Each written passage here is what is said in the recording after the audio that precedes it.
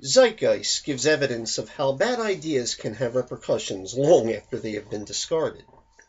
To fully understand how these ideas developed, one must look back to early modernity when Europe was exhausted by religious wars. The Crusades against Islam and the Albigensians eventually set the stage for the Reformation, when Christendom was torn asunder. Great changes also affected the intellectual climate as the West gained access to hitherto lost works, and the Renaissance bloomed. A few centuries earlier, the Aristotelian corpus had been recovered, but now a library of new works gave a humanist counterweight to the perceived aridity of later scholastic thought. This recovery of ideas spoke to the very heart of man's place in the universe and his relationship with the divine. It was thus inevitable that the West would rethink its intellectual inheritance and challenge the Christian status quo. The recovered works of Aristotle posed a similar threat centuries earlier, but the brilliance of Thomas Aquinas reconciled it with Christianity, and the philosopher, as Aristotle was known, was made an honorary Christian. It remained to be seen how the Church would react to this new challenge.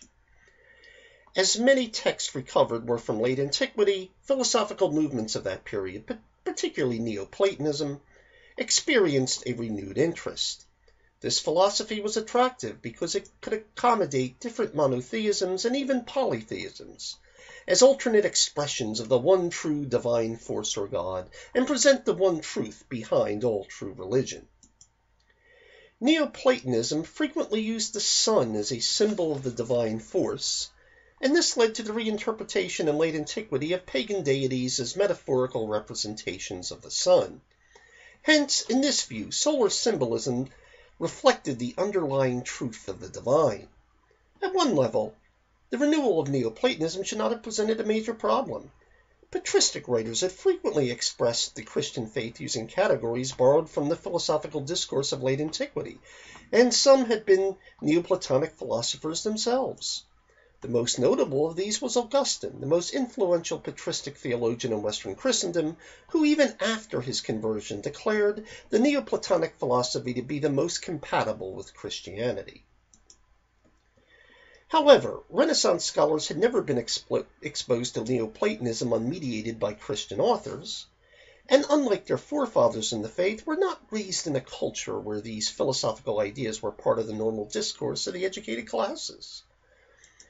Patristic writers never bothered to detail what was common to their readers, but centuries later these details sent shockwaves through Europe as even familiar writings took on a new meaning in their wake. Another powerful influence during the Renaissance was a revival of the teachings of Hermes Trismegistus, claiming to preserve the teachings of the greatest sage of Egypt. Many took these assertions for granted, and the thrice great Hermes was hailed as the source of the most ancient of mysteries. In some texts he was addressed as the king of all knowledge and father and teacher of all, and in others identified as the teacher of Osiris and Isis. The fame of Hermes spread far and wide, with Jewish traditions existing that Hermes was the Egyptian teacher of Moses, or even that Hermes and Moses were actually one and the same. Early Christians certainly knew of these traditions, and the legend of the sage Hermes survived the demise of paganism well into the Christian era. In reality, Hermes Trismegistus was the conflation of the Greek god Hermes and the Egyptian god Thoth, and Hermetism did not even exist in ancient Egypt, but was largely a Hellenistic construct. Since Hellenistic philosophy was integrated into Hermetism, many believe Plato and other Greek thinkers learned their ideas from Egyptian priests. With Hermes as the wisest of sages, treatises on many topics appeared under his name. Compilations were created, and one of these was known as the Corpus Hermeticum. This particular compilation contained works likely written around the 2nd and 3rd centuries AD, although some may be slightly earlier. Their perspective has led some to believe the selection for the Corpus Hermeticum was late in the Christian era, and reflected an overt attempt to avoid offending Christian sensibilities.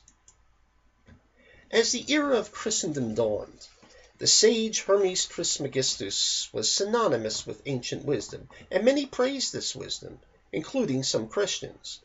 There were naturally some Christian voices critical of the Egyptian sage.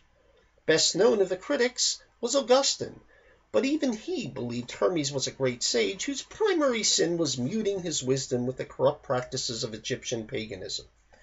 But the image of Hermes Trismegistus was generally positive, particularly when dealing with some of the more philosophical works, while those on alchemy and astrology met with a bit more resistance. What was passed on as Hermetism during the Renaissance would determine later developments as the Hermetic revival spread. The real achievement, though, of Hermetism was projecting Hellenistic ideas and a Hellenistic outlook back upon ancient Egypt. Ancient Egypt was not without its own esoteric beliefs, but theirs was not the astrology and other practices of its later Greek rulers. The differences between classical and Hellenistic Egypt prompted the great Egyptologist Eric Hornen to label concepts from this later period as Egyptosophy in opposition to the Egyptology of the earlier periods. It was this Egyptosophy that provides part of our puzzle. Hermetism is often believed to have vanished in the medieval period, only to be revived in the Renaissance. While a revival of Hermetism in the Renaissance is true enough, its influence actually continued during the Middle Ages, albeit at a much reduced level from either its golden age in the past and its golden age to come. During this era, Hermetic references appeared in works by such notables as Peter Abelard, Roger Bacon, Albertus Magnus, Bonaventura, Thomas Aquinas, Meister Eckhart, and Nicholas of Cusa. The number of extant Hermetic texts, however, was extremely limited. An expansion of available texts came with the reconquest of Toledo by Christian forces. The figure of Hermes was also popular among educated Arabs, and many works of the classical period, including Hermetic texts, had been translated into Arabic. Christian scholars soon began translating both ancient texts and Arab learning into Latin. While the most important texts obtained for the West were those of Aristotle and his learned Arab commentators, it was the recovery of the Hermetic texts that piqued the interest of the esoterically minded. Thus, by the Renaissance, there existed a selection of Hermetic texts in the West, some probably medieval creations, although the only extant text from the Corpus Hermeticum was Asclepius. The subject matter concentrated more on astrology and alchemy than philosophy, and this influenced how the Hermetic revival spread across Europe. It seems strange today that the Church not only tolerated astrology and alchemy, but actually taught them in their schools. However, it should be remembered that there was no separation of astronomy and astrology, or chemistry and alchemy, into scientific and occultic disciplines until many centuries later. There were, however, definite boundaries on how they were used. For example, natural astrology, then used in medicine, was approved, but judicial astrology to forecast the future was not. Similar distinctions between good and bad alchemy were also observed. While this now seems a nonsensical distinction between pseudosciences, it was taken very seriously at the time. Of course, the boundary between good and bad astrology, or alchemy, was in the eye of the beholder and was not applied equally in all times and places. Nor were these teachings based solely upon Hermetic learning, as elements of Germanic folk magic and Arab sources were also in the mix. The result was then dressed up in Christian symbolism and declared to be Christianized.